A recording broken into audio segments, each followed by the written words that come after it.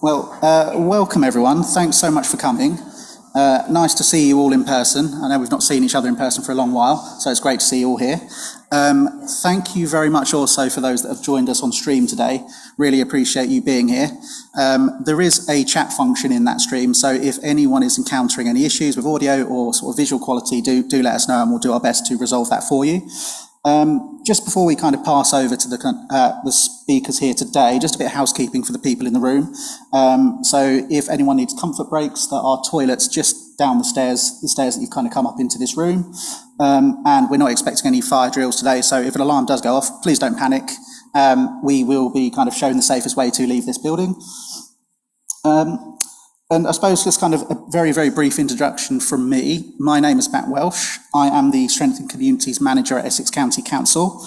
Our team is part of the Public Health, Wellbeing Communities Directorate at the Council, and our team is kind of the team that's been quite involved in the development of this kind of communities campaigns model, this kind of new approach to civic digital infrastructure.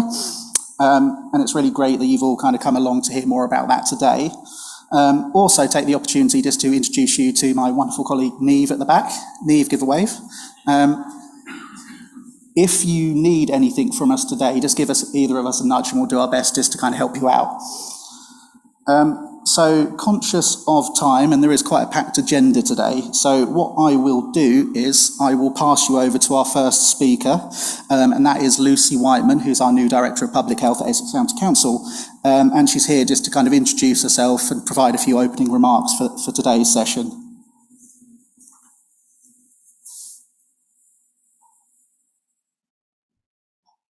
Afternoon, everybody. Lovely to meet you, and apologies first because I feel like a bit of a fraud, actually. Hello. I'm so new to Essex that actually I'm still very much learning what's happened during the pandemic, how big and complicated but wonderful the voluntary and community sector is. And so I'm here just as much to learn about what you've been doing and what your aspirations are for the future as I am to try and be a keynote speaker, because that feels a bit fraudulent, to be honest.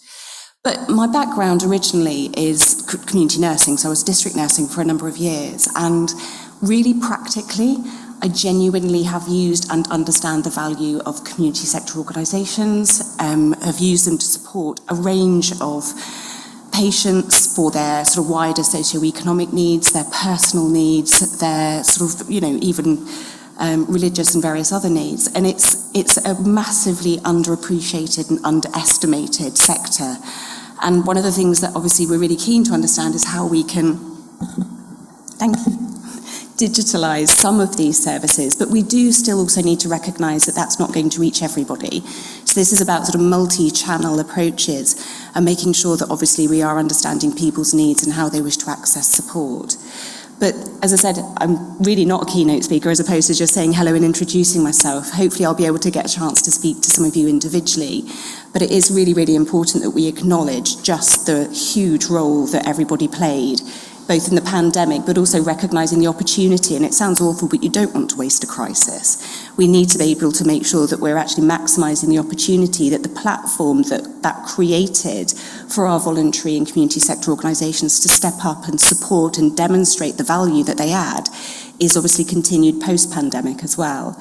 So please do reach out to me. I'm still very early in post, very much getting to know the patch and the players in it. But I'm very, very pleased to be here, and hopefully we'll get to speak to some of you this afternoon.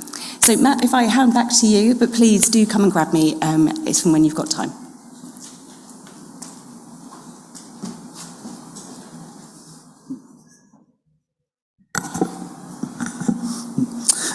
Thank you, Lucy. It's great to have you here today with us.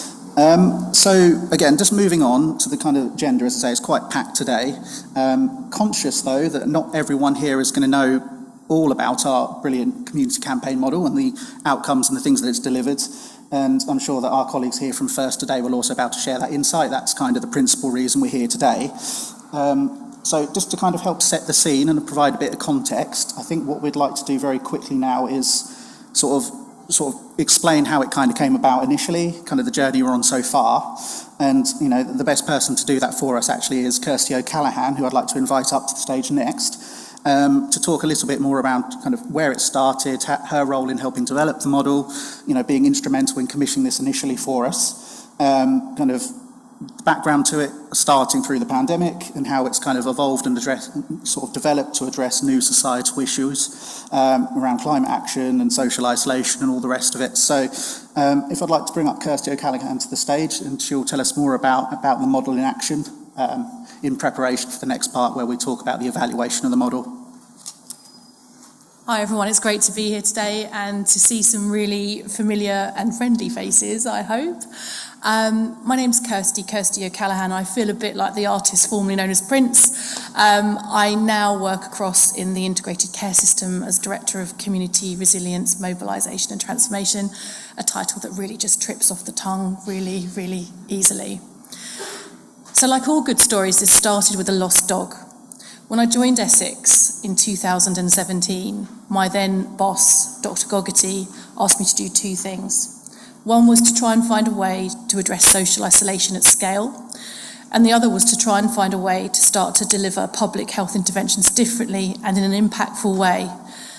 So I fell off my chair, thought, how on earth am I going to do this? Because we just don't have a joined up system, and we just don't have the money to reach people where they are at scale through communities of place, purpose and interest in a way that would be really, really meaningful and tackle the issue in the way that Mike really wanted it to be tackled.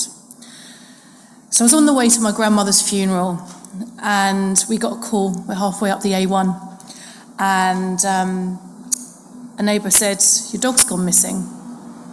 I was kind of like, okay, what are we going to do about this? Panic, obviously.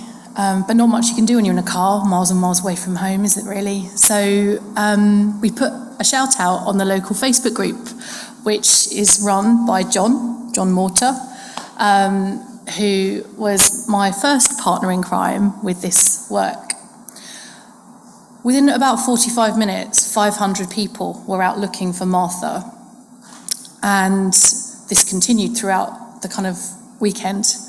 British Transport Police, farmers, you name it, etc., etc. And the community came together around something that it cared about in a place that resonated with them. Martha was found, by the way, so that was all good 3 days later. But what that told me was the power of digital communities to move the needle from digital into physical social action where people care about their community and the things in it.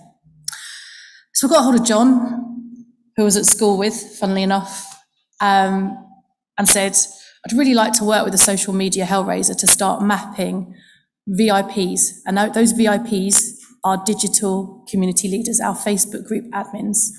So we started that work, and I think we mapped maybe 650 now in one group. And we started to think about their power as community builders and what that might mean for the future. So we started to train those admins in mental health first aid. We started to provide micro grants, small things that make a really big difference in communities, that created a halo of trust that would then get those folks wanting to work with us. And that was all amazing and great. And I thought, oh, lovely. We're going to have a little bit of time and we can just settle into this quite gently. But no, rewind to 2020. And I think we all know what happened. The gates of hell opened and we needed a way to get messaging out to communities really, really fast in a way that resonated with them across three pillars of inform, prevent and assist. So inform being keeping the public up to speed with things that were happening, assist recruiting volunteers and just providing support to our CEV population. And prevent, making sure that those public health messages were really getting out there to drive behaviour change. We're the first local authority, in fact the only local authority to have a community partnership with Facebook themselves, which really helped in this instance because they enabled us to authenticate Essex coronavirus action, which was what it became. I found myself working with a satirist, a social media hellraiser, lovely Neil over there, who's former CLC leader at Facebook London, and a lady who's not here today, Emmy McCarthy. And what we did was we created an interface between the public health team and the community itself.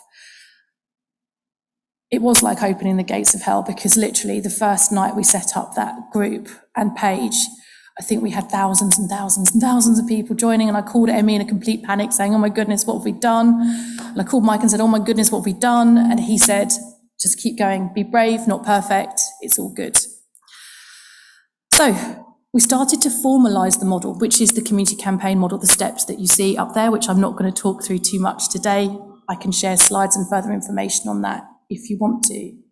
The group grew really quickly to about 60,000 people, with a page that I think started to reach about 6 million news feeds each month. Simon will correct me on that.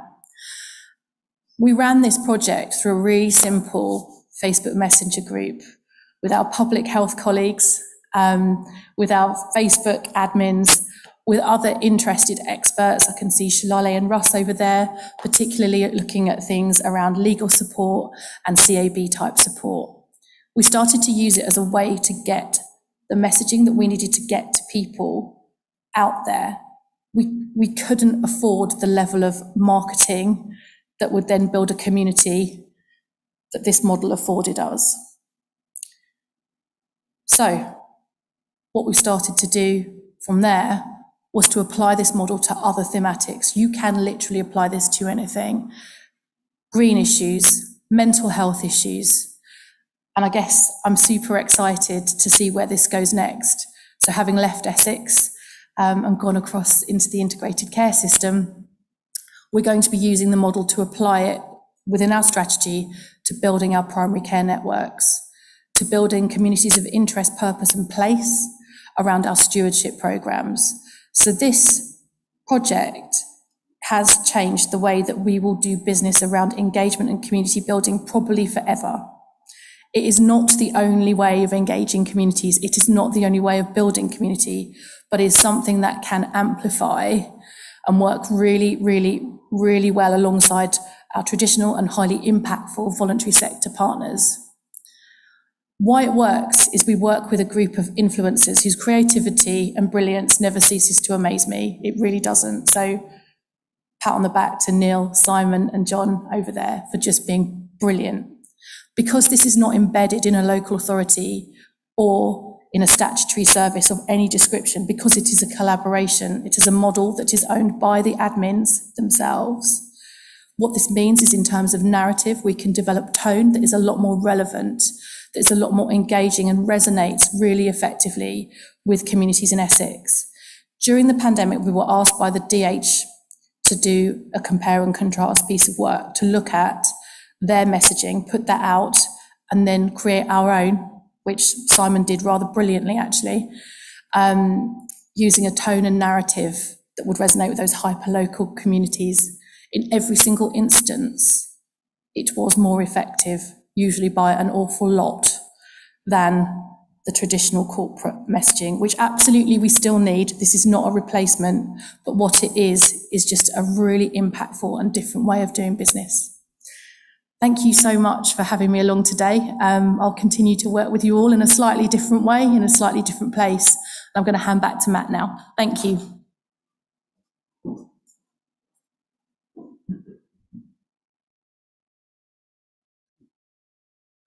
Thank you, Kirsty. That was a very brilliant and eloquent way of describing what has been quite a crazy last couple of years. So thanks very much for joining us today. So hopefully that's kind of set the scene and provided some of that context in terms of kind of why this started and how it sort of developed in the last couple of years. And that will therefore lead quite nicely into us sort of now introducing and sharing some of that learning and evaluation from our PHIRST South Bank colleagues that are here today. So there's a bit of background. Whilst this model's been kind of live and developing over time, we've been really fortunate to work with this team of people to help develop some very robust evaluation and learning from this model. And we're hoping that today this will kind of illustrate some of these opportunities that are available for engaging with kind of communities, our voluntary sector, you know, just people of Essex and kind of beyond around kind of social issues. So what I will do now is invite our colleagues to the stage just to share to share their sort of learning and evaluation around this piece. This will be the kind of main presentational element of this, so it looks to be really exciting, really looking forward to seeing more about it. Will all you guys be coming up to the stage together? Great, well, thanks very much. So I will allow you to introduce yourselves, but thanks very much for joining. I look forward to hearing more about it. Thanks, Matt. Thanks. Afternoon, everyone. So I'm Susie Sykes. I'm Professor of Public Health and Health Promotion, and I lead the PHIRST South Bank Centre at LSBU. So I'm just going to do a little bit of introduction before I hand over to my colleagues from PHIRST South Bank, who are going to talk through some of the findings from the evaluation that we've been working on. Does this clicker work? Do I have power or not? I do have power. Great. Okay, so that's us. So just to give you a bit of background about who PHIRST South Bank are, we are an evaluation centre, public health evaluation centre, funded by NIHR. NIHR set up originally 4 centres around the country. They've now expanded the initiative, and 2 more centres have been created. And they established these centres after identifying a need to provide support and capacity to local public health teams in evaluating their local public health interventions.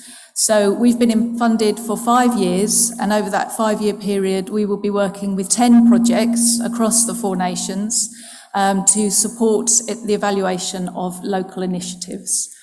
And Essex put in a bid to be one of the projects evaluated, and we were matched by NIHR. We were allocated this project back at the beginning of 2021. So it's really great to come back today, and I just wanted to say thank you for hosting this event, because having started working with Essex back in January 21 and doing everything online and via Teams and so on, it's really great to be in a room together and to actually talk about some of the findings that we've put in place. So the centre that we have is an interdisciplinary centre that brings together academics from across 5 research centres at LSBU and draws together skills and interests from across a whole range of disciplines, which I think is really important because it mirrors the types of interventions that we see in place, trying to tackle the wider determinants of health across local authorities, not just within public health departments. So 2 core principles to the way that we work are co-production and public and patient involvement.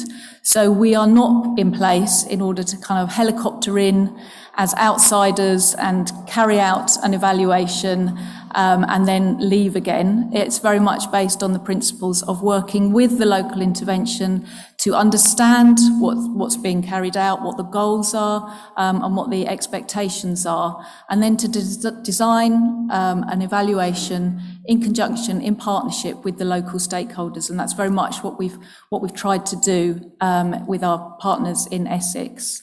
And that at all stages as well, that we build in public involvement so that we'll have public and lay members of the group that's building the evaluation design, but then throughout the implementation of the evaluation, so that we have that kind of public voice there advising us and ensuring that what we're doing is responsive to the users of the service or the intervention that we're evaluating. And with public involvement so embedded within this model of work, that wasn't difficult to achieve.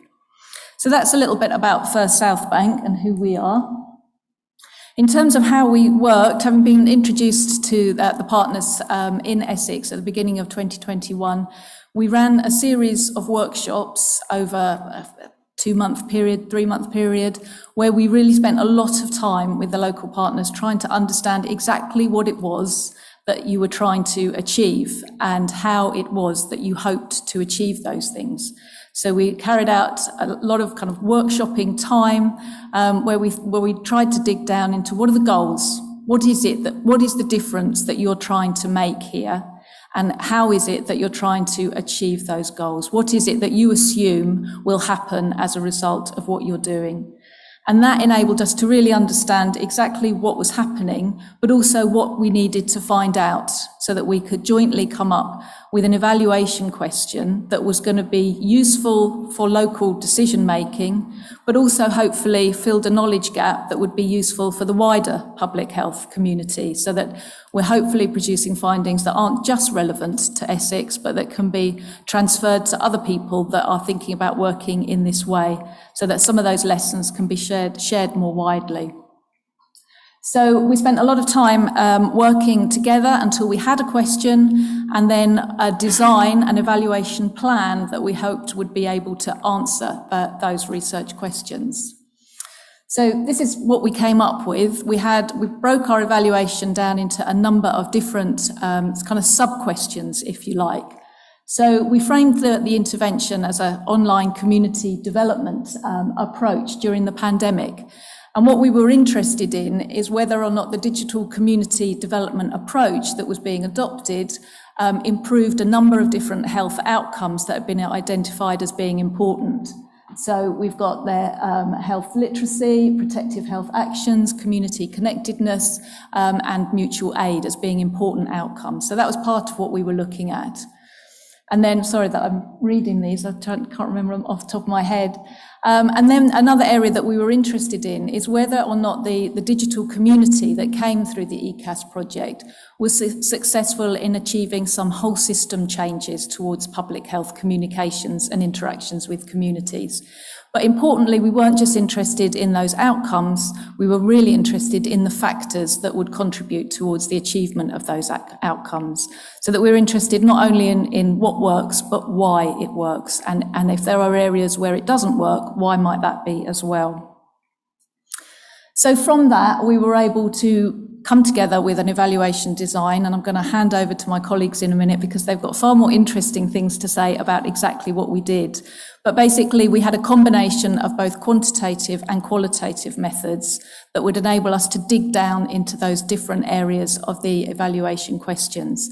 So my colleague, Professor Daniel Frings, is going to talk us through the first two areas of research that we undertook, which was a primary analysis of survey data, so survey data collected through the Facebook users, but also through other users of Facebook, and a social network analysis. And I'll let Dan talk through exactly what that entailed and what that told us.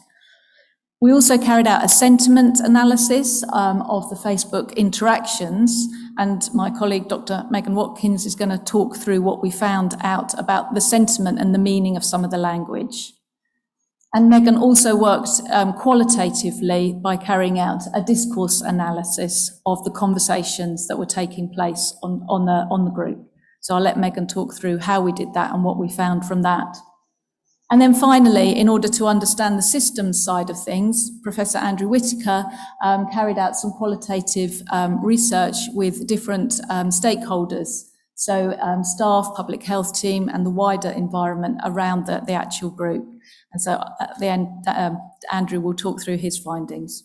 So I'm going to hand over to Dan, first of all, and he'll talk through his findings. Thank you. Thank you, Susie. Okay, so so we've got two different separate packages of work we're going to talk about here, one of which is a social network analysis, where we looked at the structure of the group, and then also these set of questionnaires which explored what people thought was being affected by the intervention, and we attempted to try and find out why. So we'll start off with the social network evaluation. So what we did here was we took two time periods, one of which between, step back, sorry, 26th to the 3rd of 20, so in those opening weeks of the pandemic, and then a second one at the first few weeks of the lifting of the first lockdown. And what we were interested in is the structure of the group at those time periods, what they looked like, how it was structured, but also how those things changed. So the way that we explored that was by manually coding a set of days from each of those. I think we looked at a 2-week period from each of those periods, and we had someone go through and manually code who said something and who they said it to. So by the end of it, we essentially had a big register explaining who had talked to who and who had replied, etc., etc. And we can use that and then map it to see what the structure of the group looks like. If you are interested in doing this yourself, actually you can do it all with open source software, which I'm a big fan of, R in particular. It's all there, it's all available for free. You just need to kind of get your head around it. And once you've done this, you can do some really interesting kind of visual and also quantitative mapping, which we'll describe now. So here what you can see is the time one, that first time period, the first few weeks of the lockdown, and we can see the blue dots there are essentially all the different people who said something, and we have some yellow dots, which are the groups. So that's the group, that is actually when people are sending messages to the group, and then we have the red dots, which are our administrators, and don't forget these are peer administrators.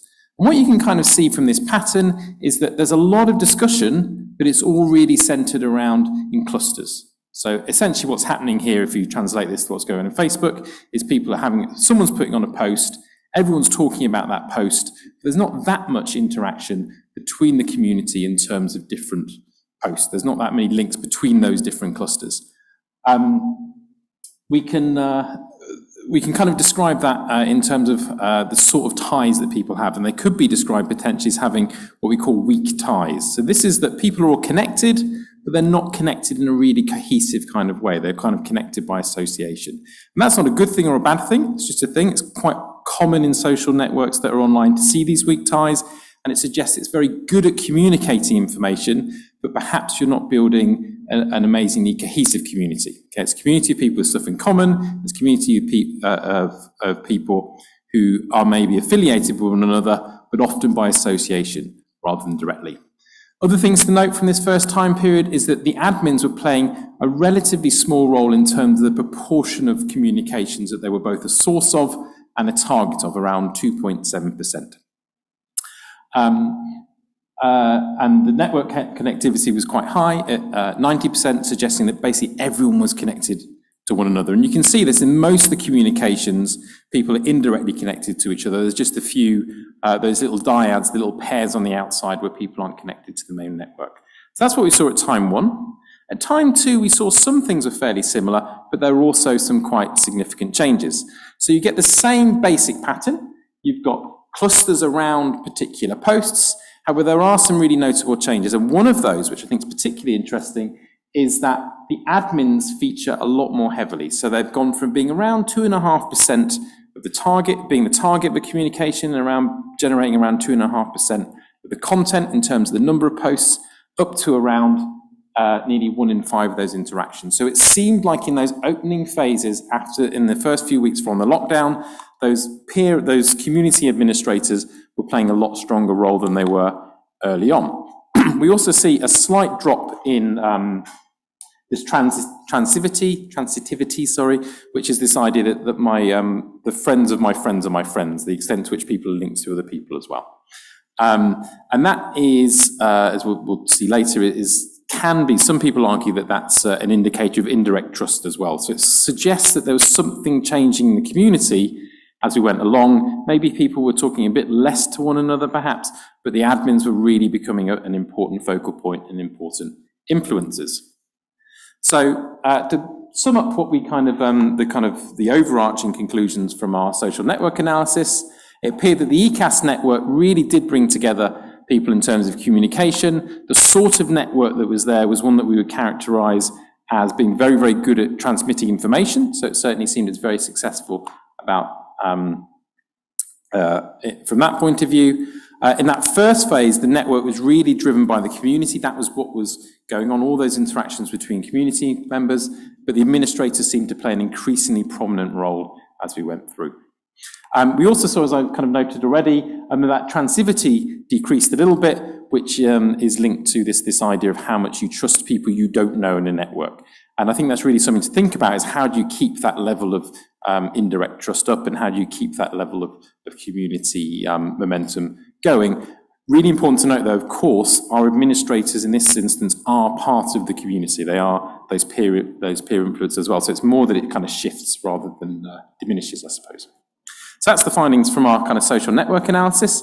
It's really interesting. There's a new set of methodologies to us, so it's quite enjoyable getting to grips with that. And I think some interesting insights into exactly what that community looked like in terms of who was talking to.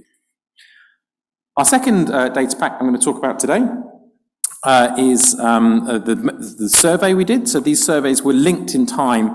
We asked people, we used the survey platform, and we recruited people either who were involved with the ECAS intervention, either using the page and or the group, and then we recruited another group of Facebook users who lived in Essex but had no contact with ECAS, so they couldn't recall seeing it, they couldn't recall interacting it, and that was the best we could really approximate for a control group in this instance. And then we got them to think about two time periods: the time period now, or when they filled in the questionnaire, and also the time period in the past, which matched on to that post-lockdown, the lifting of that lockdown period. And what we're interested in is exploring we're interested in exploring the extent to which people understood the ECAS intervention as being owned by the community versus the administrators. We're interested in seeing whether or not it had an impact, if it's efficacious in terms of people's awareness about COVID, their change, their health literacy, and their change in behaviour. We're also interested in the extent to which it impacted this community champion activity, people stepping outside of the online world and having action in the real world as well. And this model here, you can see the boxes, the diagram, the mediation model, that was generated as a logic model in collaboration with the ECAS team, and that drove the way we designed and implemented the survey. So starting off with engagement with the site, what you'll see is that actually fairly good levels of engagement. So many people using, about 3/4 of people who just use the page, saying they're on there for around less than 10 minutes a day. The other 25% suggesting they're using it a bit more widely. And then people who are using the page and also the private group. So this was the group you could join where you would have slightly more maybe peer-to-peer interaction. People using that a lot more. So you see just over half of the people using it for more than 10 minutes, and a fairly significant number of people using it between half an hour and 60 minutes a day. So it suggests there was a good level of engagement. In terms of ownership and confidence, the majority of people that we spoke to saw the ECAS intervention as being a reliable source of information they could be very confident in, and also one that they would be prepared to refer other people to. So it's suggesting that people saw this as a legitimate source of information, and one that they were prepared to refer others to off the site, so it's having that impact beyond the site. We also looked at ownership as well, and this was one of the results I was really pleased to see actually, was that actually many people saw that site as being owned by the community at large, by the administrators, and also by public health. So that sense of joint ownership was there, and you'll see there's a little box that marked others there, and those others were typically other local health or local government organisations as well. So that sense of joint ownership was certainly experienced by people, or certainly perceived by people using the group, which I think is really encouraging, and a strong argument, I think, for widening the use of this more broadly. Our conceptual testing was looking at the extent to which interaction with the group had these impacts on health literacy, COVID preventative behaviour, and community champion activity. We didn't find the links we expected there. I think in this instance, it's probably because we were asking people to think back retrospectively. So in this instance, I think I would argue that an absence of evidence isn't evidence of absence. We'll talk about some findings in other parts of the project that suggest it was efficacious in those areas, but we didn't pick it up in the survey. We did, however, find some really interesting information about who was using it. So it appears that the ECAS group members were people who were maybe a little bit more anxious, a little bit more concerned about COVID, and also feeling a little bit more isolated. So in terms of reaching groups, I think that's a really interesting finding, that the people that were using it were possibly the people who really needed it. There were people who were feeling a bit concerned, didn't really have any links they could perhaps talk to, and this met that need. So I think that's very, very encouraging. And what we found, as you might expect, between the opening weeks of lockdown and then the time when we did the questionnaire, that people's anxiety had dropped, and it had dropped more or less equally in both groups. And I think that's probably unsurprising given the uncertainty that was there versus when we collected the survey a few months ago. People are a bit less anxious. It'd be interesting to see what's kind of happening now as we go into that endemic phase and see what's happening there. So overall, to kind of summarise what we found from the survey, the ECAS group was really relied upon. It was seen as something that could be used as a legitimate form of information, could be referred. Good levels of engagement on the whole, but particularly people who were actively engaged with the group rather than just the page, and that probably reflects the fact that was more interactive. It was seen as that joint ownership was that was aimed for was very present and seemed to be quite important to people in terms of it being seen as a mutually held thing rather than just a one-way form of communication, and particularly used by people who maybe needed it the most, those feeling a little bit isolated and those feeling particularly anxious as well. And just to reiterate, we didn't find those significant differences between the people using the group and not in terms of those key outcomes around health literacy, COVID behaviour.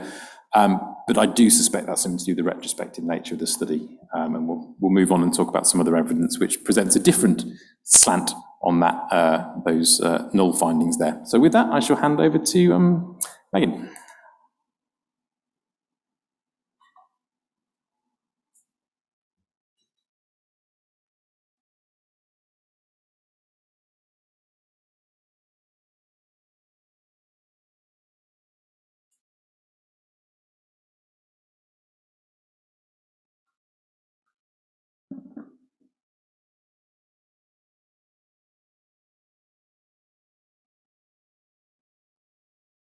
Good afternoon, everyone. I'm Megan Watkins. I'm the Research Fellow for the PHIRST South Bank Centre. It's been really great to work with you all on this project.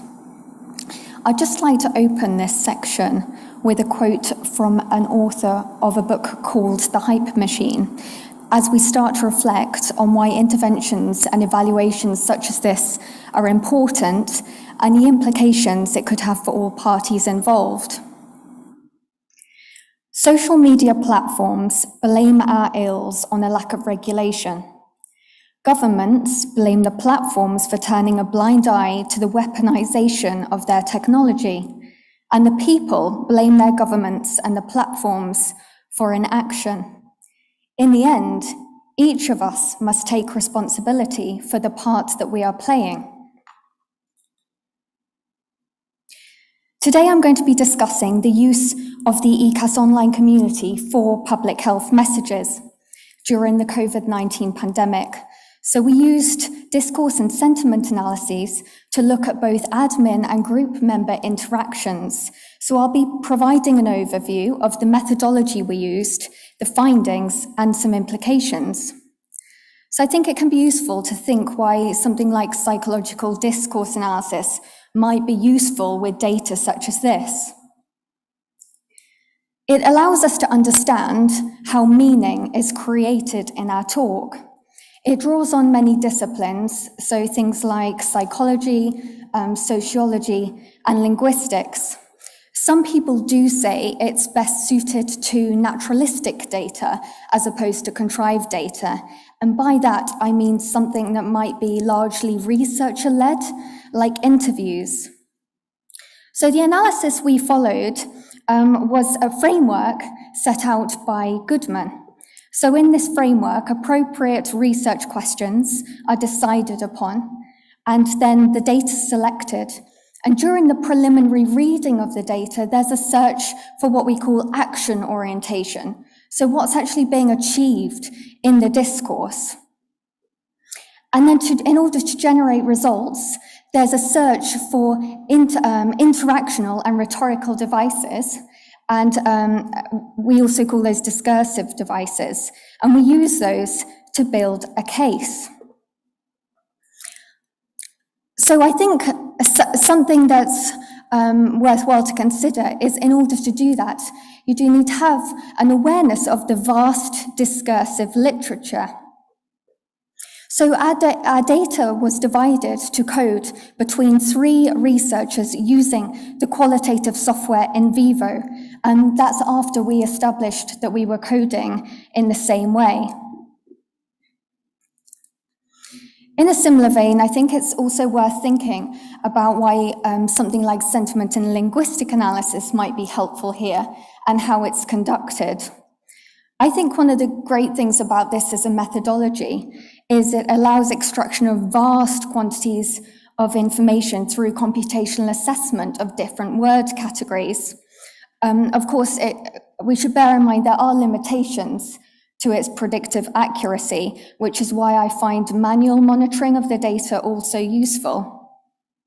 It's a very fast-growing area and has been used quite widely in things like product review and also social media analytics. So we analysed the text files from periods of interest using the software linguistic inquiry and word count. And that works by calculating the degree of use of certain word categories. And for this evaluation, the focus was on dimensions relevant to the research question and also for the discourse analysis too. So we were looking predominantly at affect and cognitive processes. So I'm sure group members and admins might be thinking of the thousands of posts on the ECAS group. We did have time periods of interest for our analyses. And for these, we searched the ECAS group for relevant months and interactions for the specific periods shown on the timelines were manually extracted. And our interns did a really great job at helping with that. So we identified these salient periods on the timeline through our co-production workshops with the ECAS team. And they span the first, second, and third UK lockdowns and some interim periods where restrictions were eased or in some cases a stricter tier system was imposed.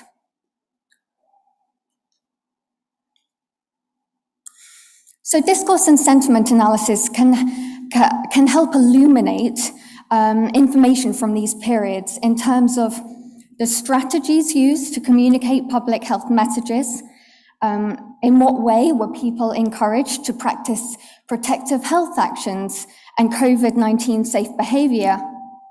We can look at the devices used in the discourse that helped achieve a sense of online community, and how language, indicative of social, cognitive, and also affective processes, changed over the course of time.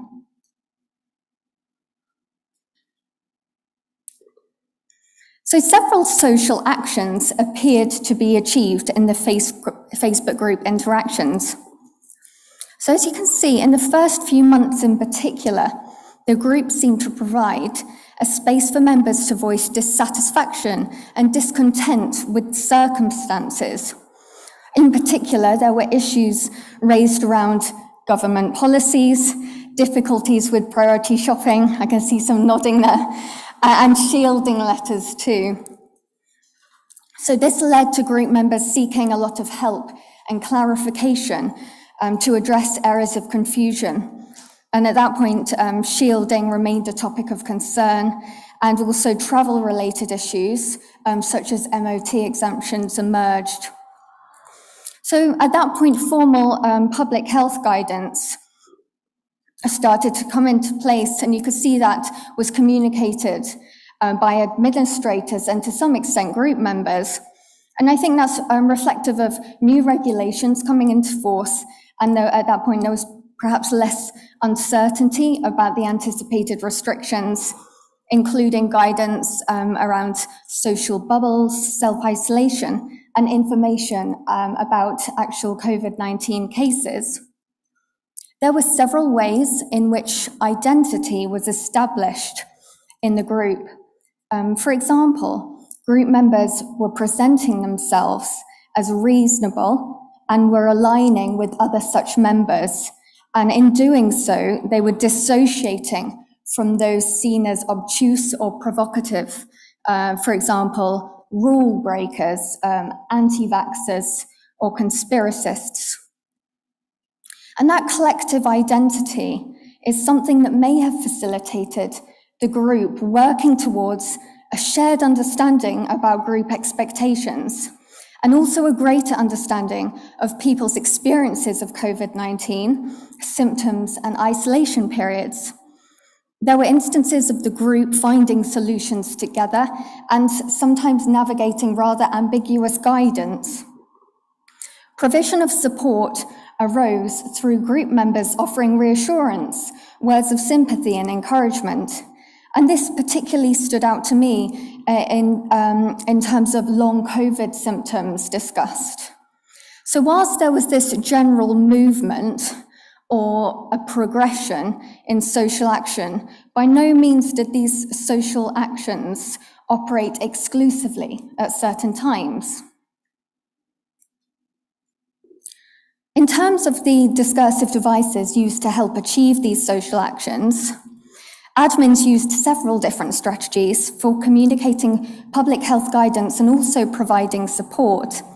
And these included things like use of factual formulations, polite but instructive language, and adverbs. And this all served to provide clear information, signposting, and also answers to people's questions. Admins authenticated their role, sources of information, and the self, and that helped to present discourse as credible. A shared understanding was promoted by admins within the group, and desirable group characteristics were reinforced using several devices like face-saving expressions, which can be used for reputational defense of the self and others. And different levels of modal verbs were used for hedging and affirmation. So that can include words like should, can, and maybe. And we also saw rebuttals used to present counter-arguments and dispute the validity of assertions when needed.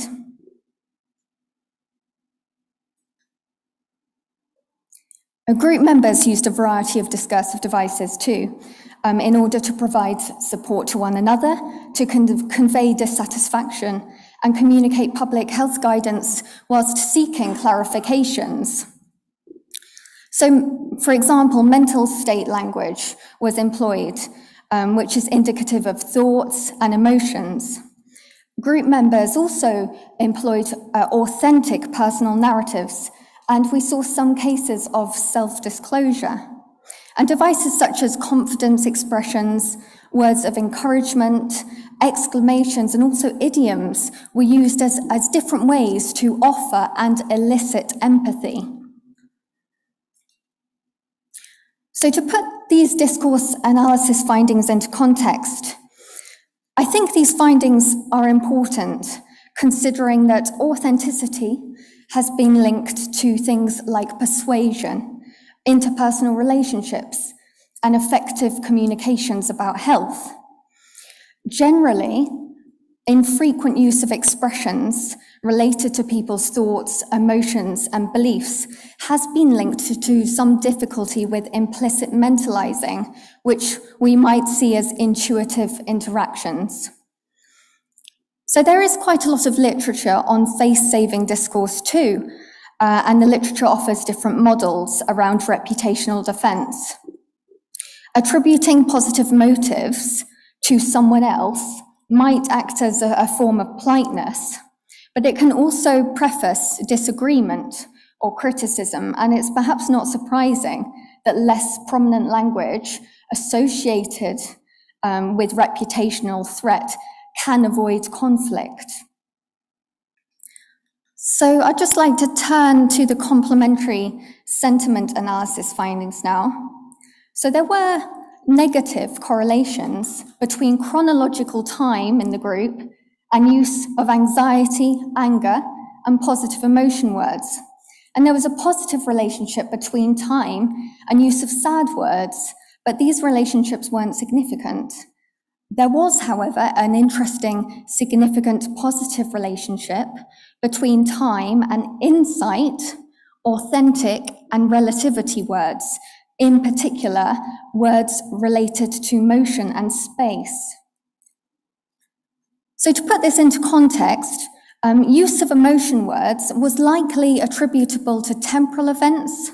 So we might expect, for example, a greater use of anger and anxiety words around holiday seasons, and that would likely be heightened in the midst of a pandemic. But it's it's worthwhile to think that actually language emotionality can extend beyond emotional expression, and there was some evidence in the group for a development in thinking style and an increased social awareness. So authenticity has been linked with discourse of close friends, less social inhibition and monitoring. There are also links between insight words, such as think and know, and health and well-being. And there's some suggestion in the literature that greater use of relativity words, which could function to increase description and specificity, might indicate greater attention and functioning too. So importantly, these sentiment analysis findings appear to be in line with, and I think strengthened by, the discourse analysis. And in these findings, the value of the part that we are all playing becomes a lot clearer.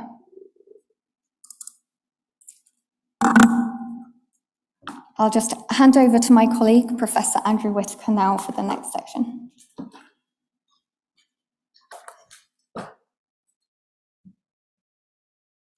Thank you. Thank you for being here today.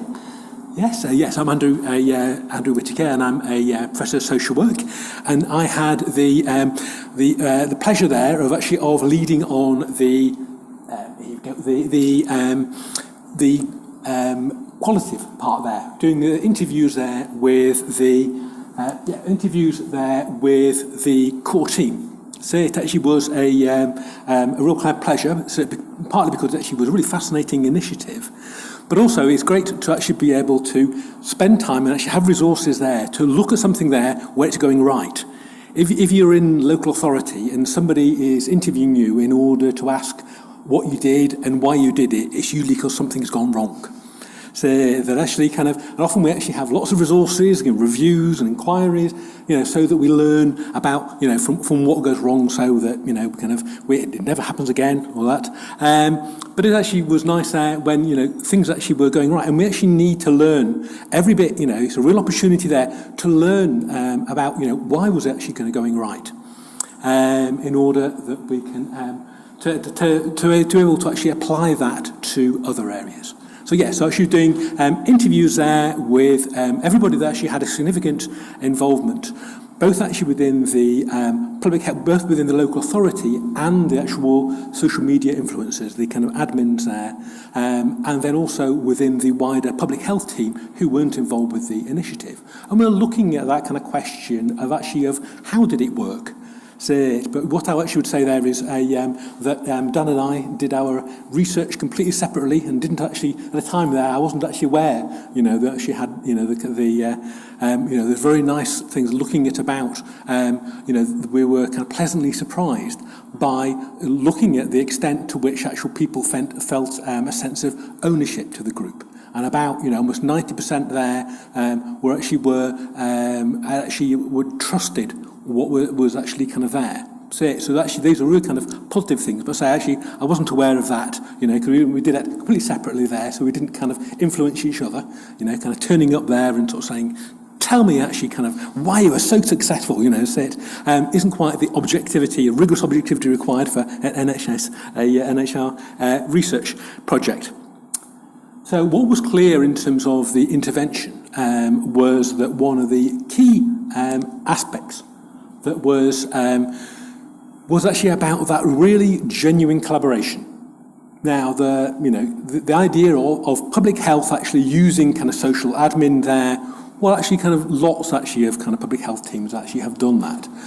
What actually was special actually about this was about that idea of community building actually in there. So actually was that about, and the effect that actually has in terms of engagement. And one of the ways of looking at, that question, how do you actually manage to get 90% of people to actually kind of trust what you were kind of saying?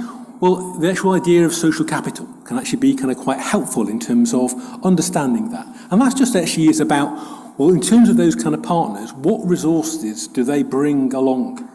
So from the local authorities' point of view, what we actually was bringing along, what actually was a relatively small amount actually of economic capital. A lot of it actually was about symbolic capital in terms of that reputation. And so symbolic capital, imagine there that tomorrow a leaflet comes through your door. Well, if that information leaflet there has actually got NHS stuck on the top of it, well, you're much more likely to actually be able to trust that, because actually the NHS has got that symbolic capital. So the local authority has that as well, but what people are actually saying is one of the challenges actually is in terms of actually local authority is that sometimes people can actually have either a sort of local interpretation of that, which is you see the quote, people don't love the authority, they really don't, they think we're all about dog poo and potholes and taking your children away. So that actually is the kind of the local version. Or there was the idea of actually the everything's all mixed up, which actually is the kind of sense there of when people talk about local government and national government, they tend to actually kind of think, you got a second quote there, yeah, lay members of the public don't necessarily see a difference between local government and national government. Yeah, quite a lot of it just seen as all this kind of government body. So actually as a local authority, you've got real kind of challenges there about how you actually engage people. Yes, you've actually got some symbolic capital, but actually, you actually need more than that in order to really engage people at a genuine level.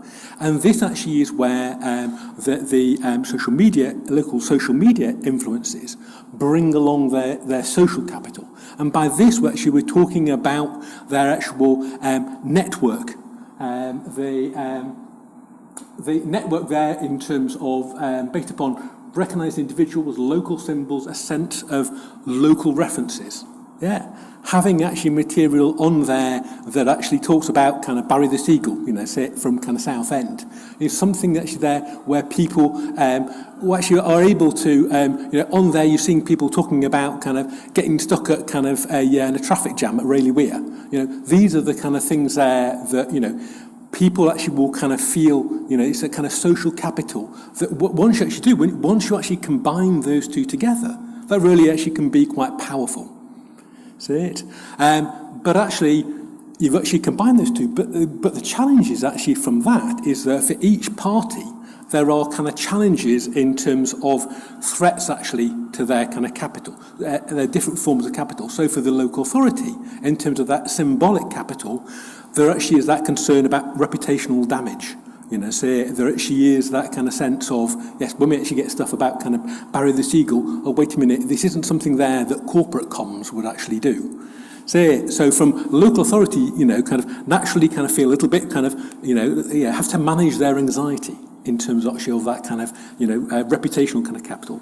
But also actually for, local media influencers there that actually have, their own established kind of reputations, that they actually have their own kind of communities. There is that kind of risk there in that, well, am I going to be just seen actually as a sort of mouthpiece of the government? So actually kind of there's real powerful advantages, real strengths there in terms of combining those two, but each of the parties need to be aware, that also there are anxieties that creates for both parties. So, and it actually is, the actual about that kind of good leadership is absolutely kind of essential. And essentially kind of what you actually need is actually senior kind of management buy-in. Say what Kirsty actually was saying was about, yes, kind of, what was it, kind of be brave, not perfect.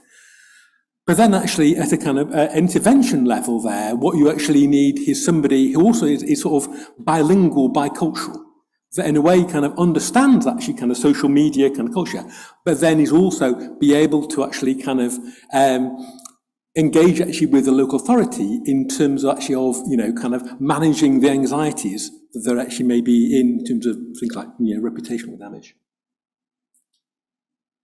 So in terms of the opportunities and risks. Now, within the wider kind of team, one of the things we want to involve with the project, one of the potential kind of limitations, potential challenges is about what often gets talked about in terms of echo chambers. Oh, wait a minute, in terms of social media there, is it just actually kind of, echo chambers there where, you actually have got a self-selected sample that, may not attract people there who, for example, aren't actually concerned actually about health risks.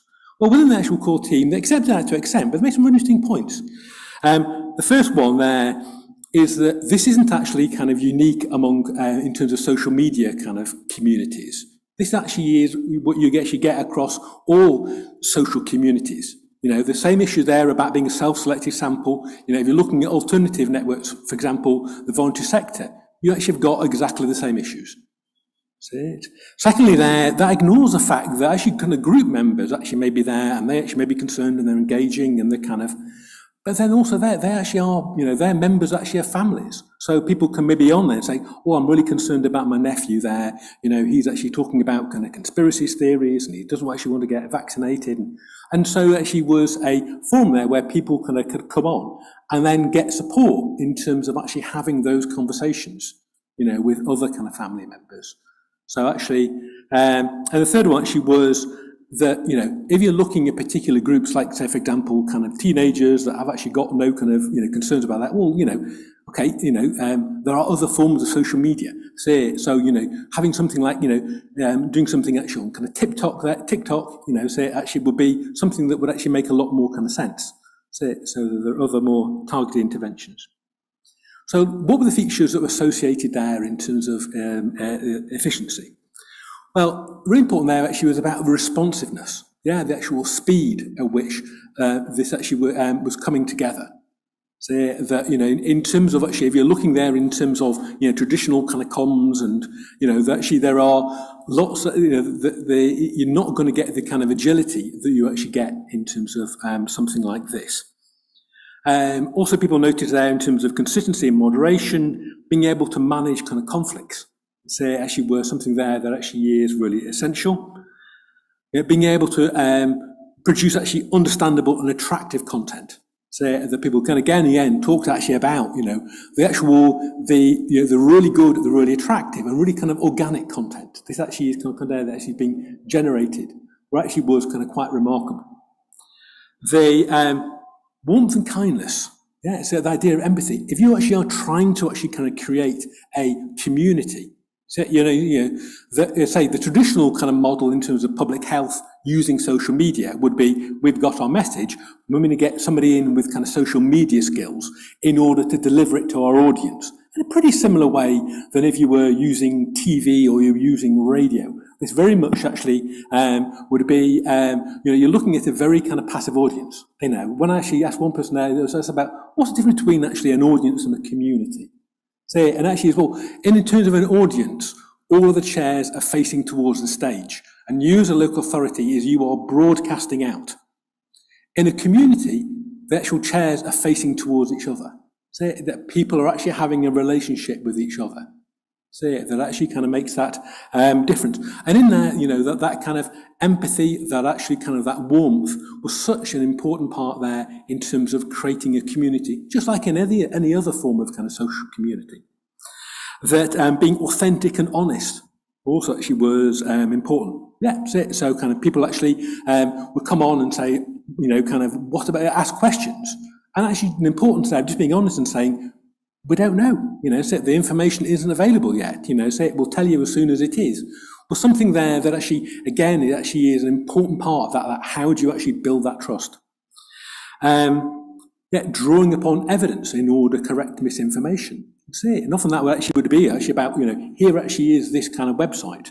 And about, kind of the, and challenging actually kind of, some of those ways in which, you'll see there in terms of social media that people actually will say, don't trust that article kind of from the Lancet, because that's the elite trying to actually kind of just actually treat you kind of like sheep. Trust this because it's been, trust this information here because it's been retweeted 100,000 times. It's very much actually there about challenging that, actually in, an accessible way. What she was really important about was about, the key individuals involved that actually played a very important role in terms of actually this. And actually about, kind of the importance there about, what we were kind of seeing there, actually people actually working around the clock. Say that, everybody, all social admin people, I think, were kind of virtually laughing at the idea of a sort of 9-to-5 kind of culture.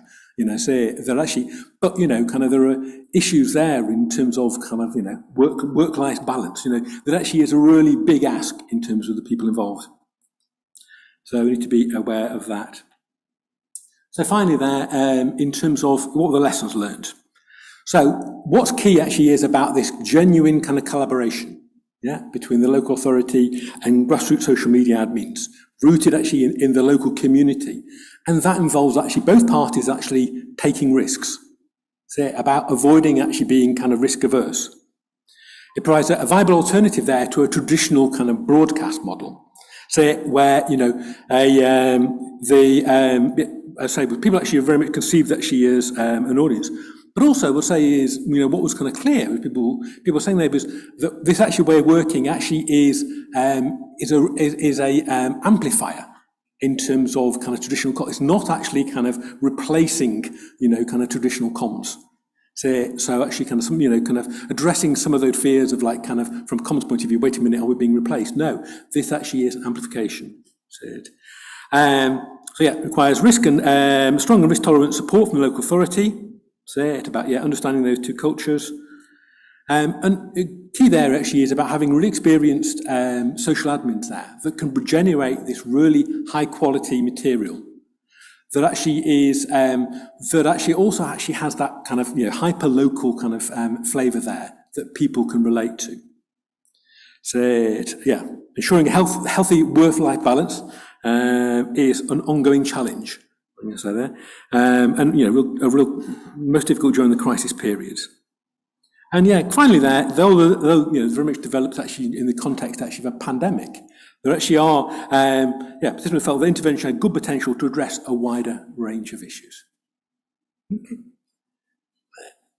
Thank you.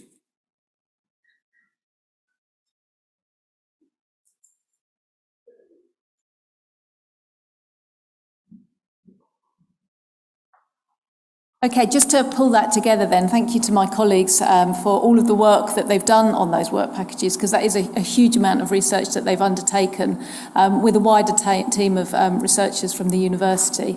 So thank you for sharing all of that with us.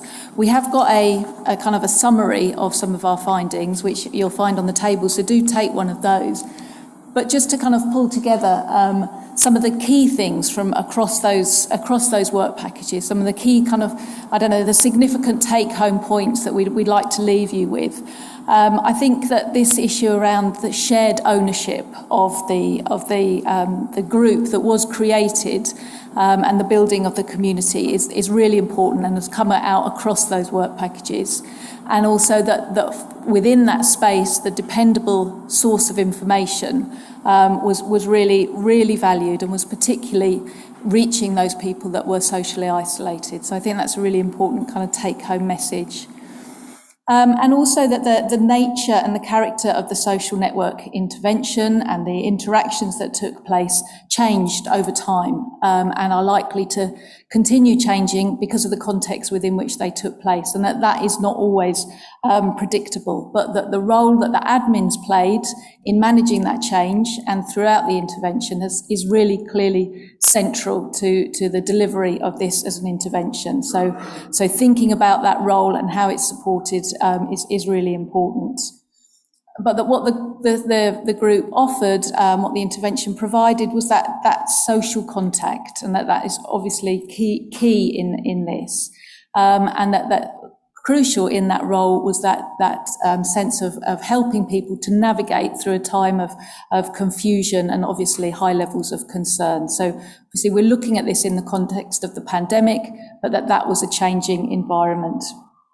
So what we see is this two-way relationship, and I think that is perhaps what makes this unique, that this dissemination of information is happening via this two-way interaction, and I think that is what makes it different from other forms of media and is the potential that it offers.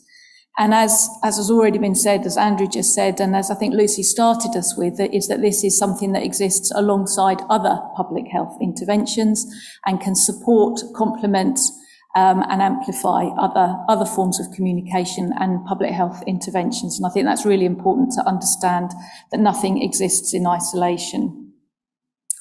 So people were clearly optimistic and felt that the intervention had potential to create empowerment amongst communities, but that also had the opportunity or the potential to kind of shift systems changes and create a new way of working. And I think people were very clearly hopeful that this would be part of that kind of change. And I think finally that the challenges that exist are there. They're very clear challenges in delivering in this way, but that it also provides promise and potential for working in other areas. And what we're really keen to see happen, and what I hope we can start a conversation around this afternoon, is not only answer any questions that you have around our findings, but also have a conversation about how you might use those findings, because I think that is at the heart of PHIRST South Bank and how we work.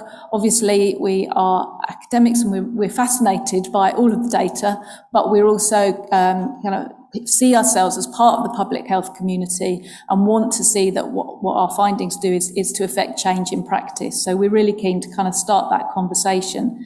And I think we've tried to kind of signpost to recommendations throughout the presentation, but there are some kind of key ideas that we'd love to talk to you about this afternoon about how you can actually use the findings. And I think some of those are thinking about if this intervention is continued or replicated elsewhere, thinking about how those admins are selected and supported, and thinking about what skills are needed from those kind of key pivotal stakeholders within the intervention is really important. And navigating through this sense of kind of shared ownership and ensuring that that is prioritised, while also maintaining the degree of self-moderation within a kind of a controlled environment where that messaging still has to be factually accurate and clear. So that kind of navigation is really important. And thinking about the strategies that have been mentioned throughout today's presentation that I think have been demonstrated within this intervention, and that would need to be kind of the learning from which needs to be captured if this is to be rolled out. So those strategies that were used by the administrators, the language that was used, the way of managing potential conflict, all of those strategies I think are ones that we need to kind of capture and learn for in rolling out this project elsewhere. And I think that the points that Andrew raised around the need for generating warmth, around honesty, reciprocity, but also that kind of the key leadership that's required to kind of take this forward, I think is the skills and knowledge that this has generated that does provide the potential for it to be replicated and transferred to other issues beyond the pandemic. And we'd really love to kind of begin a conversation with you about how you might do that. So thank you for listening to a long presentation, but we really wanted to take this opportunity to kind of unpack in detail with you exactly what we found. We will be kind of writing papers and publishing the findings. And as I say, we have got this kind of short report, which we thought might be more useful for you as well. So do ask us any questions. Matt, I think we're going to a break now, or are we taking questions here?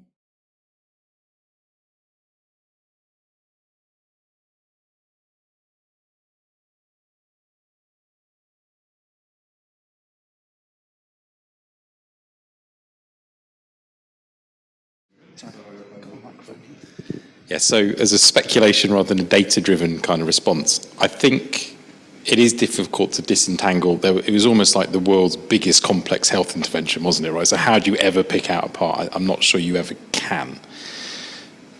What we can say from this is that it was meeting the people with social isolation. They were certainly getting reached. It was reaching a wide demographic in terms of scale, quite cheaply. So I think those are the things we can kind of demonstrate as those things happened. They are things you could directly compare between different interventions, I suppose. In terms of that generalizability, I think there's something about finding the fertile ground to plant those seeds of community. So if you can find identities where people do feel a sense of connection, it is an identity which is important, and it may not be one that's valued to them, it may be one that they don't want, right? But nonetheless, there's enough there to get a sense of some social tie with other people. That's probably where it's going to get traction. And I would imagine most health or social issues. I'm a social psychologist by training. That's my identities on my whole thing. So that's why I'm going there. There's always going to be some identity stuff going on that you can tease out and amplify. So first question was, don't know, can't completely disentangle it, but at least we can pick those bits out. And the other one is finding the space that's there already that it's likely to thrive in, I think.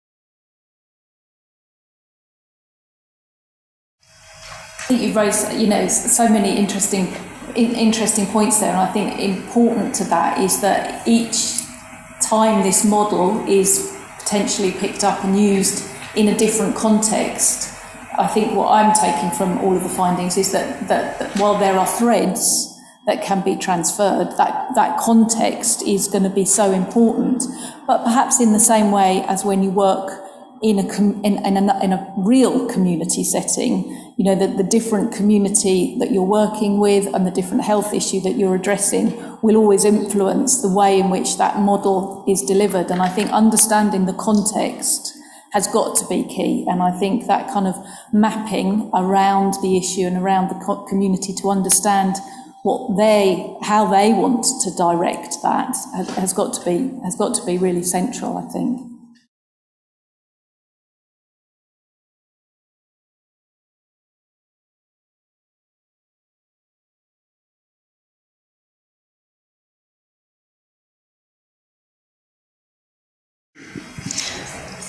So generally, we saw the Facebook group initially providing that space for people to express that dissatisfaction and discontent with circumstances. And I think the utility of that in itself is really important, because if the group hadn't have been there, people wouldn't have been able to convey that at all. And that was what then was able to elicit things like empathy and support, which you were interested in.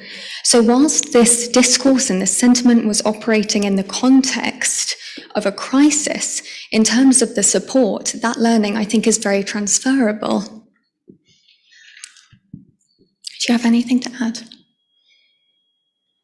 Just to come back a bit about Susie's point about context, I suppose one of the biggest differences between COVID and everything else was in COVID, there was an online context, and that was basically it, right? Because no one was outside, no one was doing anything. But moving ahead, you've got this really interesting situation where what people are doing online and the intentions that they're forming and the triggers to turn those intentions into action and those behavioural changes and all that sort of, all those things that have been driven by that community, or the aim was to drive them in that community, can actually now play out in the real world. So there is that leverage type thing. Just going to bounce off that.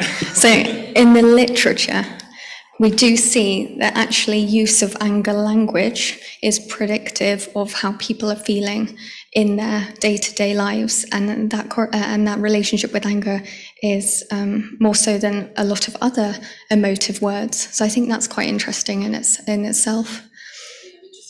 So anger is a action-orientated emotion. It's something when you get angry. So when you get maybe a bit down or depressed, you would tend to withdraw. Where with anger on a physiological level, it activates all the same kind of processes as doing something, and then it also generates behaviour. It doesn't always generate the best behaviours, and of course, if you're setting an intergroup situation, because effectively what you're doing there is you're setting up an intergroup context where you've got, the corporation or the government, the legislative framework or whatever versus us. And that has some other impacts as well, that it's going to change the way people see both of those groups. It's going to change the way they behave towards people who break the rules in groups. So they might be actually quite, when people when group status is under threat, which is what you're kind of doing when you create that anger, people are much less tolerant of rule breakers. So there's going to be all these other things. It's not just get people angry and they will go and do something. They'll also do a bunch of other stuff as well. It's a cool question, but I'm just really interested in the demographic that you reached. So obviously one of my concerns that I voiced at the beginning was, Facebook is a brilliant platform, but it's a platform that only a certain sector of our community engages with. So, and did we also see people deliberately engaging in Facebook for this purpose where they hadn't done previously? Sorry. The anger, sorry. Just thinking about the anger question, actually, sorry, that's what I had my hand up for in the first place, is there were two situations where we were dealing with anger that I can think of over the course of both the page and the group, and the whole time that it was running. The first one, I think one was slightly more positive than the other. Christmas 2020, when, for want of a better phrasing, Boris cancelled Christmas, which obviously he'd pay the price one way or another. But the situation that we had was, we spent the whole run up to Christmas constantly talking about, you can do this, you can't do this, you can do this, but you can't do this. And then all of a sudden, one fateful Saturday, I believe it was, Boris, Chris Whitty, God, I forgot the other name. And the other Professor, that's it, yeah. They'll get up in front of the nation and say, actually, sorry, if you live anywhere south of boom, it's not happening Christmas. And the way that we dealt with that is we basically didn't put up a post saying, look, it was this, now it's this. We did a very sympathetic post and used the word crap in a piece of public health where we said, look, we know this is crap and you're angry. And we told them that we were angry. And it's something that we did across the course of the whole project, is that if we thought something happened that people were going to be angry about, we didn't just jump in and say, look, sorry, but do this now. No, that wouldn't have worked. We literally said, look, this is crap, but this is why it's happening. I mean, that particular weekend on the Great, there must have been, Emmy would be better source for this, but there must have been about 5,000 odd questions that came in that we couldn't allow them all up. But it was literally people saying, well, can I do this now? Can I do that now? But at least when we used that word crap and said, look, this is crap, and we put the word crap highlighted as well, this is crap, people generally got on board with it, I think, a lot quicker than if we'd have said, look, sorry, you could do this, but now you must do this. No, we said, look, this is crap, but this is why it's happening. And we talked about the rates going up and the risk to your health or the risk to your loved ones and stuff like that.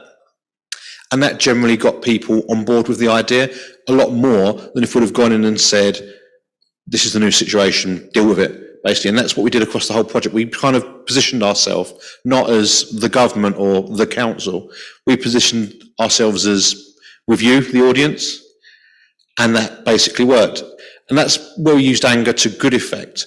Where we had to be a bit more careful is when we were talking about rule breaking at the beginning, we were generally saying, look, please do this. And, please, even as much as we were sharing the police information, saying, look, if you want to report somebody for breaking COVID rules, this is these are the people to get in touch with.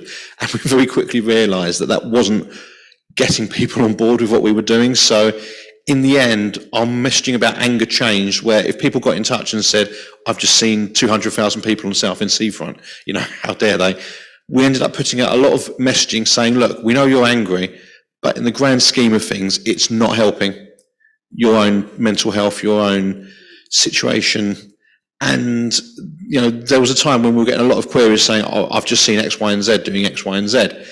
And people were sharing photos and people doing this and doing that. And we said, look, we just ended up stopping any kind of naming and shaming content coming through and just put a blanket thing up saying, look, these are the people you get in touch with if you have any concern, but we're not going to have a debate about it on our page or group, because that anger was spilling over constantly and it was detracting from what the group was there to do, basically. Sorry if that's a slightly long-winded... Sorry, John, do you want to... Okay. Okay, I'll pass it around. Just regarding your point regarding did they join Facebook specifically, I think we did see quite a lot of people in the group, didn't we, that did actually say, that they've come along on board because this is where it's at, this is happening. However, which I think, are we still doing a bit? We've got a bit in a minute, aren't we? So I might as well say it here anyway, but we also created an Instagram, Twitter as well, because there's thousands on Twitter, thousands on Instagram that won't go near Facebook. So we've got to cover all bases as much as we can. So yes, this is very heavily Facebook centric, and understandably, because that's where the big numbers we had came in. You can't ignore others that don't want to go near Facebook. So, which was primarily more my role, to make sure that those people were covered and that we made sure that they were okay. If I can quickly say, actually, just regarding your point, regarding the creation of something where we can rally against it, that's actually initially how I got involved in the first place, because I raged against Simon Cowell many years ago, and that got me into this business. So, thank you, Adrian. I love you too. I wasn't expecting love, but that's good. But on a serious point, that's a method I've used for many, many, many years. Is that sometimes you have to use these methods, and you have to have the bad guy and the good guy, and so on and so forth, and you can apply that to different. You can apply it to different things in social. And again, we were quite lucky, and I use that term really, really carefully here, that COVID was the bad one. It was obvious. You couldn't mistake it. And so what we tried to do is we're all on one side here. We're all one team. Yes, that includes the council, which some of you lot over there don't like because it's the council. So, and that's kind of what we try and do, isn't it? To try and just say, look, we're actually, without being cheesy, we're all on the same side here, and we're just trying to just make sure that we all come out of this healthy and happy, and at the other side, and we can have a good, chat about it, really. We're kind of like and again, as Simon was saying, where you've got the people and the council, sometimes those two do not, they just think, oh, we don't trust the council, etc. I suppose what we try to do is be the sandwich filling in the middle that didn't touch either side. And we found there's a big audience. Again, I've done this for years. There's a big audience there that are happy to get involved with that, because strictly speaking, we're not the council. We're just helping you lot out. Do you know what I mean? So that's a big part of this, really. But I've probably gassed on a bit more on that one. Sure, Andy, sorry. Oh, sorry. So actually, one point I was going to make to you, Lucy, as well, actually, just in general, is that this is why we were so keen to get you on our group and page the other day doing that little introduction video, because over the course of the entire project, it was the occasional appearance of Dr. Mike on our page and group kind of bridged the gap between, who are these people, and yes, they're kosher, for want of a better analogy there. And it was just getting Dr. Mike on there when he had time, because obviously it was absolutely frantic for various reasons, but getting him on there as well made people realise, yes, we're working with the council, but yes, we are on your side. It's such a difficult balance to strike, which is why we were so keen to get you on the other day, just saying hello, because again, we didn't want people thinking that, we're now doing something else. We're still the same project, but with like a broader, which we'll explain in a second anyway, but that's why we're so keen to get you there, because it's carrying on that sense of right at the very top, people are involved in this who generally might not otherwise get involved in social media stuff sometimes, basically. Right, thanks guys. Just very quickly, I think I'll probably interject there. So I think this kind of segues quite nicely on to the fact that we'd like to have you guys actually talk to everyone about a little bit about what you've been doing in terms of your community campaigns, and and firstly, just before we kind of bring you guys up on the stage, I just wanted to kind of thank you, four of you, for that very excellent presentation. It was really useful, and we all learned a lot from it. I think it sort of demonstrates that there's a lot of lessons to be learned from this around how we can grow this model to meet different societal issues that we all face, not only in public health, but actually across our organisation and across kind of the various sectors that we all kind of work within. So that was really brilliant, and thanks very much for coming along and sharing that with us. Just to kind of reiterate, there is some exec summary reports dotted around here, and I would encourage you guys to pick those up. They are fascinating reading. The bit that kind of really stood out for me, and this is kind of the clever segue into bringing Simon, John and Neil up onto the stage, is that actually how pivotal the administrators, content creators, the digital campaign managers are in building that trust and those social connections. So I know you guys have already started kind of answering questions and having those conversations, but actually I suppose for the benefit of those on stream too, it'd be great if you'd like just to kind of come up to the stage. I think you've got a few slides prepared to talk to. It'd be great if you'd like to come up. I don't know the three of you, I don't know how you've planned it, but it'd be really brilliant just to kind of share some of your insights with those people that are also watching on stream. Cool. So obviously the main focus of us being here is the question, what we're up to now? Because the whole point of Essex coronavirus action was that at some point, which kept changing on a daily basis, coronavirus was going to go away, even though it never did and it still hasn't now, and the focus would change onto something else. Because the issue is, very quickly, we had a group of 36,000 people on the ECAS support side, and we also had a page with more than 50,000 followers. And of course, as I heard before, never waste a crisis, which I think is excellent way of looking at this, is that we didn't just want to disappear. Essex Coronavirus Action couldn't be called Essex Coronavirus Action forever, so it was just over a year ago now. Essex Coronavirus Action transformed into Essex is United, as you see on your screen, the Essex is United banner, which basically gave us a way of bringing everything together in one great big umbrella of other pages and groups. So Essex is United, your questions answered, as you'll see up there, is the group version of Essex Coronavirus Action Support, because again, over time, questions about coronavirus generally became less of an issue, but people now have questions about literally anything to do with public health, anything to do with the council. It gives us basically the same space, but we can get other people involved should they need to. If somebody comes into the group, your question's answered and wants to know about housing benefit or school transport or Ukraine even, the Ukraine situation in terms of people coming over here who need to be housed, we can very quickly, via Neil, we'll talk about that in a minute, he can get people to answer the questions as opposed to us just saying, here's a link on Google, there you go. So again, actually one group you can't see up there actually is the Essex is United for Ukraine group, which was an offshoot of this work, and Essex is United for Ukraine quickly got a lot of recognition from Facebook themselves, and me and Kirsty were fortunate enough to meet Prince Charles in person a couple of months ago at their new HQ in London and talk about what the Essex is United for Ukraine group was doing in terms of raising funds, giving people a humanitarian outlet to sort out donating, and even get registered for the Ukraine scheme, the Homes for Ukraine scheme basically. And now it's about a 50-50 split between people in this country, people in Essex who want to help, and also people from Ukraine who are looking for sponsors. I mean, again, every day we get about 30 new Ukrainians joining the group and just posting, hi, this is me, this is my son, we're looking for sponsors in the UK. So again, it's another offshoot of what we do. Essex is Green, which is a page where, and some groups where we're working in conjunction with the Essex Climate Action Commission to promote Essex Green initiatives.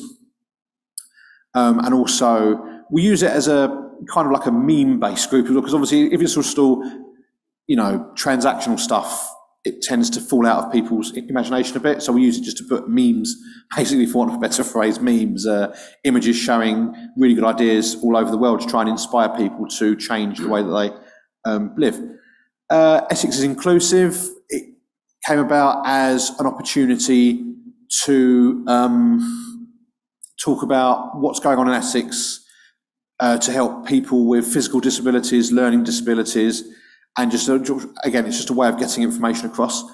And then, obviously, Neil will talk about the VCS and community support in a second, but we've also got This Is Your Life, which is particularly exciting because it's a collaboration with the NHS in Mid and South Essex. So again, it's just a means of broadcasting whatever Mid and South Essex want to broadcast in terms of the NHS. For instance, it's become a way of talking about the charitable stuff that's going on for hospitals in Mid and South Essex. It's a way of talking about changes to guidelines. For instance, just while we were sat here, actually, I noticed that hospitals in Mid and South Essex are introducing mandatory face coverings.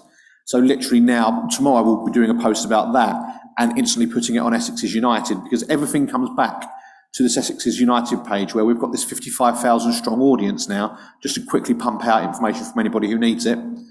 Never Too Late Mate, which is a mental health initiative, and it's a really simple one. It's literally just a means of broadcasting. It's a means of broadcasting mental health helplines, a way of raising awareness about help that's available. And again, last year, a lot of NHS authorities in Essex specifically asked to actually use it as a kind of like an official comms channel for Mental Health Awareness Week and Suicide Prevention Awareness Week too. To the extent where we've actually had a load of beer mats printed now with the Never Too Late Mate branding, which are going to go out to pubs soon, where people can actually look at this beer mat with all the various mental health helplines that are available. And also, it raised awareness about something called Shout, which loads of people didn't know about. As in, we found that a lot of people might not contact mental health helplines because they just either don't want to use the phone, or they might be in a situation where somebody might overhear them, but they don't want to be overheard by it. It might be an abuse situation, we don't know. And we literally just said, look, this is a service called Shout, where people can just text and contact a mental health counsellor, a suicide counsellor by text. And people just didn't know about it until we did a post, So it's about breaking down those kind of barriers where people just don't know that stuff is out there. And just one last thing as well, obviously, before I hand over to Neil to talk about groups, is that obviously you guys here may or may not know about what we've been doing already, but also people on the stream too. We're here to broadcast, amplify everything that's already happening. I've already had a chat with a couple of you about this, where if you've got something that needs to be shouted across Essex, provided that it's not commercial, we're not an advertising thing for businesses, that's what we're here for. So it just literally takes a quick email to Neave's department, basically, and then Neave will obviously filter through to us saying, this is going on, that's going on, can we shout about it? So we're there to broadcast what's already happening, which we already do with CAB in Chelmsford, quite a lot of stuff as well. And some other organisations, like for instance, the fire service, when we get stuff coming up on the fire service page, quickly share it. But literally just a quick email to Neave and we will broadcast it, basically, as long as it's not going to contravene any Facebook guidelines, we will forecast it, basically. So if I just pass over to Neil now, he's going to talk more about the group side. I've obviously talked about pages. Neil will mention the groups. I came to the organisation, I came to help be a community manager about a year after it was launched. And I started on the group then, and it was already quite a well-oiled machine. It was already quite working quite well. The tone was positive. And for me, it was, I was very thankful to my predecessor, Emmy, who built the template for the groups, which I kind of followed. And shortly after that, there's a few other groups that were launched. The one that worked quite well, and I think my favourite group, is Essex is Green, which similarly to Essex is United is built around the existential crisis of climate change, very similar to COVID, but obviously much in terms of impact, probably the biggest subject of our time that we need to kind of engage with. And building on the success of Essex is United helped inform us how we work together with a page, for example. Simon's, I have to say, we all came from different backgrounds. I came from a background of running Facebook groups for 8 years. I worked with Facebook on some of their communities themselves, and then I met Kirsty, who'd already launched Essex is United, had this amazing community uptake. There was already 7,000 volunteers that she got through the groups, etc. So doing real social good.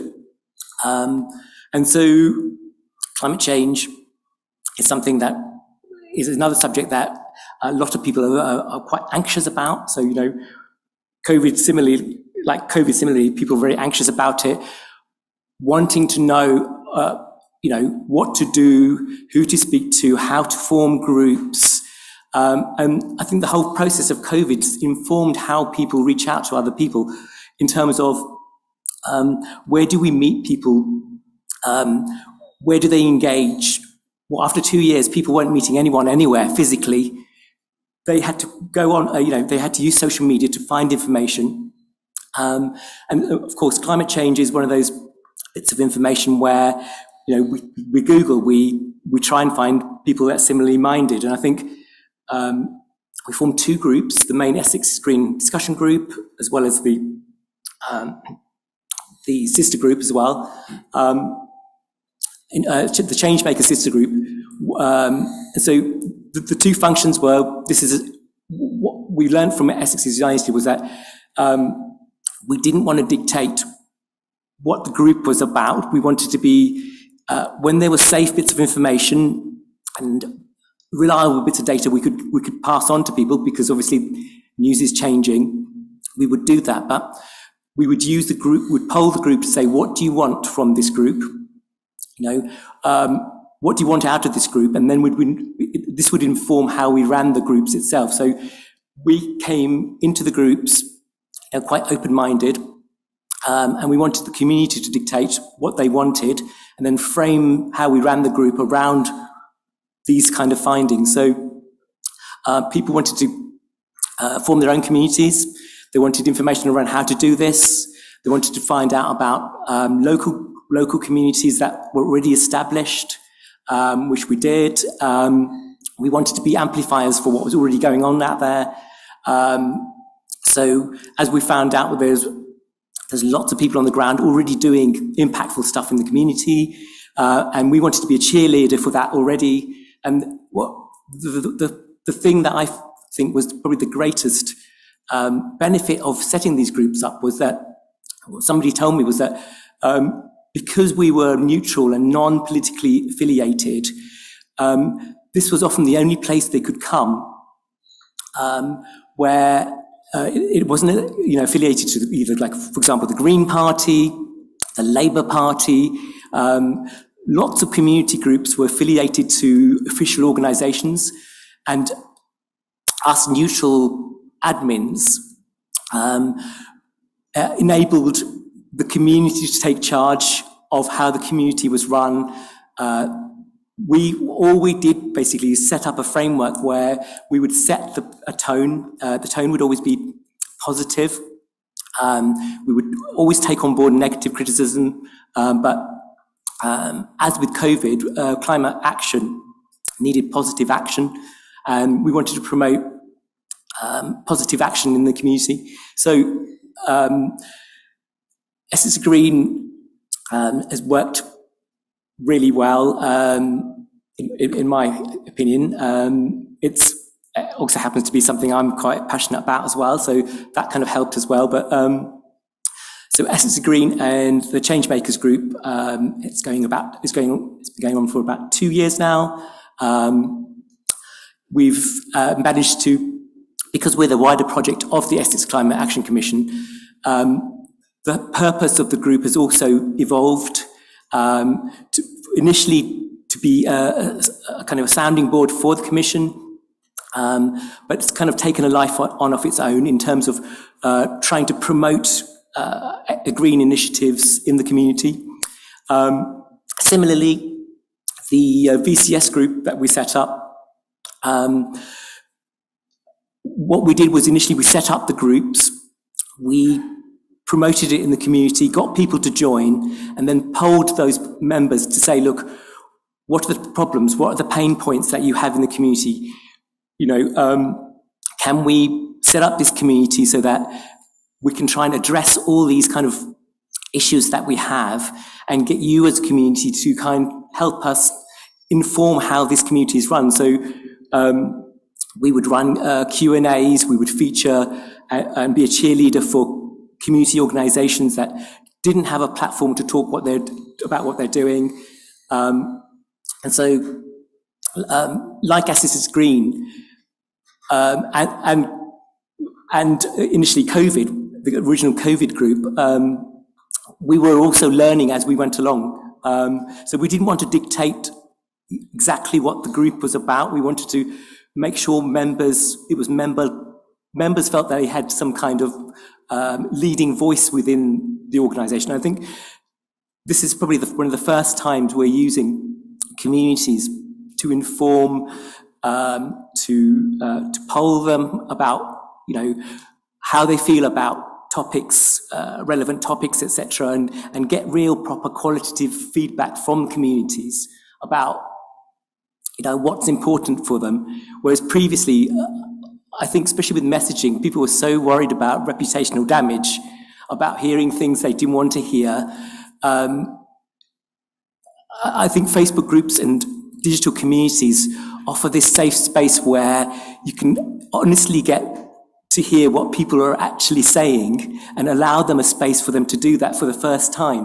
And that's the value of these communities, is that this is the first time it's happening where you have a proper dialogue that's open, that's honest, and has real value for it, because you can really find out what people are thinking.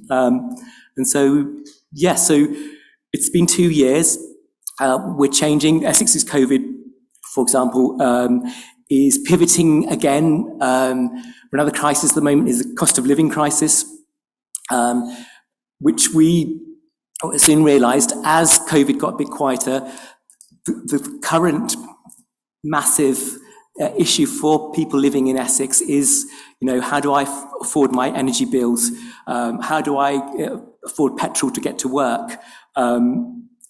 Every day, this is another crisis that's, not invisible, but it's the next big thing that's going to affect us all. And what we want to do is be useful for the community. Listen to the conversations that come up organically within the community, and conversations and questions that were coming up was, how do I afford to get to work? How do I afford to pay my bills? And these were different. These were evolving from conversations around COVID. And we have this important community already. And so this idea of social good it's primary to everything that we do. And to be a voice and to be a safe space where people can come and speak honestly about what's important to them. I believe it's highly transferable, the model, in terms of other areas that it's possible to roll out in terms of using audiences to inform policy. But yeah, that was just a quick summary of the last couple of years. John? Okay. Thanks, Neil. So my role in all of this is, I'll start at the beginning. I had a phone call from Kirsty back in 2017, pulling hair out, going, how do you think we should do this? Have you got any ideas? I went to school with Kirsty. I've known her for about 25 plus years. Our first initial conversation was not the most professional of conversations in the world. It sort of pretty much started with, how the bleeping hell are you going to do this then? So we went for a beer, and we decided that me as a Facebook admin, I admin the South PHIRST Facebook group, and it's Simon and Neil are both local admins as well, and it's a unique job. Let's just put it that way. So I decided, well, hang on a minute, why don't we bring together other people like me, and we can try and basically just very Dr. Evil about it, but we could take over Essex, really. We can bring all of our fellow admins together, and we can just create a good network, and it could be really, really useful. And so I began the process of reaching out to these people, finding them, mapping them. I created a new group of local admins to invite them to join if they wished. But more importantly is it's not just adding them to a group, it's creating friendships, it's creating good working relationships with these people. So I made sure that I did that, and I made sure that I became Facebook friends with a lot of them. I followed them on Twitter, and when COVID hit, it was very, very useful, because when we had our new group, which Simon kicked off on a Tuesday afternoon, I think it was, I could instantly go to the admin for Burnham-on-Crouch, Denise, who's got 30,000 people that lives in the Dengie, and I can say, Denise, right, we need to get this going now, can you help? Because I'd wished her a happy birthday about a week beforehand, and I comment on some of her bits, she was basically saying, yeah, no problem, how can I help? So straight away, we had the Burnham-on-Crouch group put our brand new group out and encouraged them all to join. I then went to Ian in Wickford. That's about 25,000 members. Ian's a top bloke. And I said, Ian, can you help me out here? No problem. Okay, so straight away, by doing that and by going around these points of Essex that I'd already not only mapped, it sounds very cold, but these relationships that I'd built up, we could build this group very quickly and scale it up very, very high straight off. So my role in what we're doing now is I still run this group of admins, but as I said, it's a lot more than that. It's not just a Facebook group. It's also, we've got a few people on Messenger that won't go near a Facebook group, even though they admin one. Don't ask me, I don't know. But you get some that don't want to get near another Facebook group. I've got people that, as I said, that strangely enough, we chat on Twitter, even though they run a Facebook group. Again, don't ask. It's probably for you guys to work that one out. But this is the whole point, you see. This is where the networking really, really pays off. And likewise, when we started Essex with Green, I went to some of the green environmental local Facebook groups in Essex and said, hey, look, we've got a new thing we think you're going to be interested in. And it's not, it's not being all corporate. I don't do any of that. It's just, you might be interested in it. And more importantly, some of your users and your own group members are probably going to find this quite interesting. But no obligation, have a look at that. And if you can share it, that'd be brilliant. Thank you very much. I'll buy you a beer next week. That sort of thing. But it works. That's the key thing here. It works. So I suppose my role is a little bit more, kind of more unique, but it's quite vital in how this thing has sort of got going, really, and I'm trying to keep that going as best I can and trying to stay popular with these people, which, as an admin myself, we're not always the most popular people in the world, are we? So that's quite an interesting dynamic to try and keep.